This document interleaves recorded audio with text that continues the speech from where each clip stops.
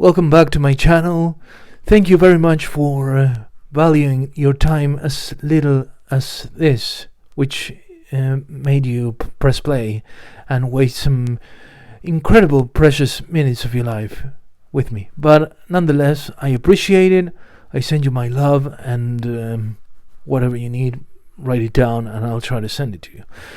I read a phrase in a beautiful story that I will link below in the show notes. Oh, I feel like a podcaster somehow. Which goes something, I'm gonna paraphrase it.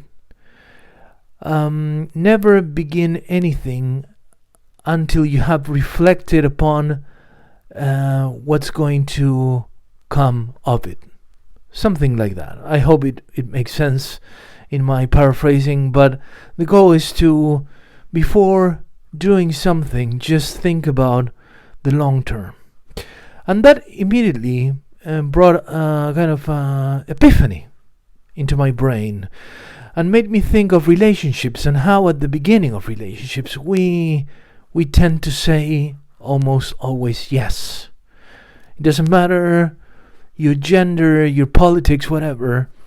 Biology drives us into just saying yes so we can consolidate that nascent relationship, right? So nature, with all the hormones and horniness, is pushing towards accepting things in that idyllic beginnings where everything is fine, you're floating, you're intoxicated with chemicals in your brain, you want to go dancing and just jumping in the street and shouting how beautiful life is, etc. Well, that's a kind of unreal scenario, let's say, right? That's why I think they call it you fall in love. There's a fall. Somehow you're diving deep into the darkness. But luckily, Radames is here and will drop some hints and crumbs that hopefully you can use, whether you're starting a relationship or you're about to start it. Or even if you think you'll never have it, just be careful and heed my words. Because whenever you say, oh, would you mind driving me there? Yes. Would you mind using a strap-on in your asshole because I love it? Oh, it's just the first weeks we're dating, so I'm gonna say yes. Or would you mind not coming in my mouth because I don't like it? Yes, darling, of course. Or would you like doing the dishes? Or would you like this and that? Before now you say yes, think about the long term. Are you okay doing those things in 5, 6, 10, 15 years? If the answer is no, clearly, now is the time to say no. At the beginning, it's where everything is fresh. The cement is ready for you to just press your hand and leave a beautiful print, right? So if you don't like strap-ons up your asshole, then you should say no at the moment. I will explore the idea at first in my mind, and if I'm comfortable with it, I'll do it. But it's always a bad omen to say yes to something that you won't sustain in the long. Of course, it's far less romantic, and it's not worthy of movies and novels. Fuck them. We don't care about that. We care about real life. So I know we want to impress, we want to be accepted and loved, and we want to be the best.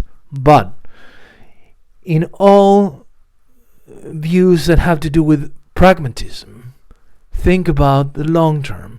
Am I going to do this forever? Oh, flowers, chocolates, whatever. It's like wonderful. It creates an effect. But then that will be your demise. It will be, why is this not happening anymore?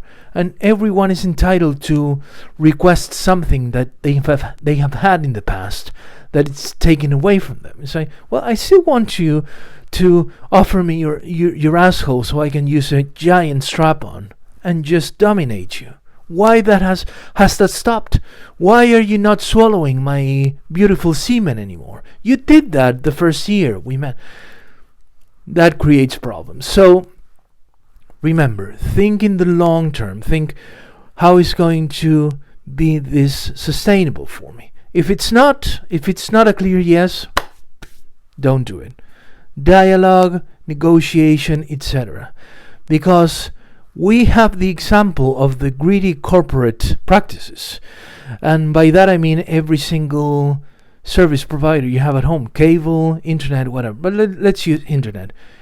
Always, as a new customer, you get the best benefits, like 6 months for free, or we double your speed for the first year, whatever. And we say yes because we're seduced by it.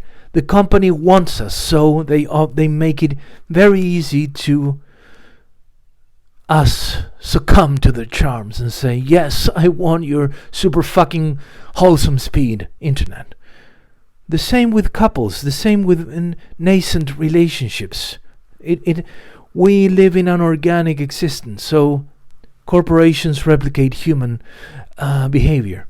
Therefore, don't become like that company that lures in new customers by offering things they cannot sustain in time. That's why you feel betrayed when after a year you start paying a lot of money, you get less speed, let's say, that you used to have, and you feel like, okay, now this company loves me less actually because they have me already. So what do? You threaten, okay, I want out of my contract, I'm moving. No, wait, we're gonna throw you like a new combo deal, and that's what people do when someone threatens to leave a relationship. No, wait, yeah, I'll change, I'll wash, I'll do the dishes again, I'll wash your laundry, whatever. So let's be real, let's keep things leveled. Before doing anything, think about how things will be in the future. Am I going to be able to keep this going by doing these things I'm doing to lure someone into my life? Seduction is a cheap trick. It's a marketing of corporations. So always real, always here, love, share, enjoy, and remember, your happiness is no one's task. It's your own. You just bring it to a table over which you share your happiness with others.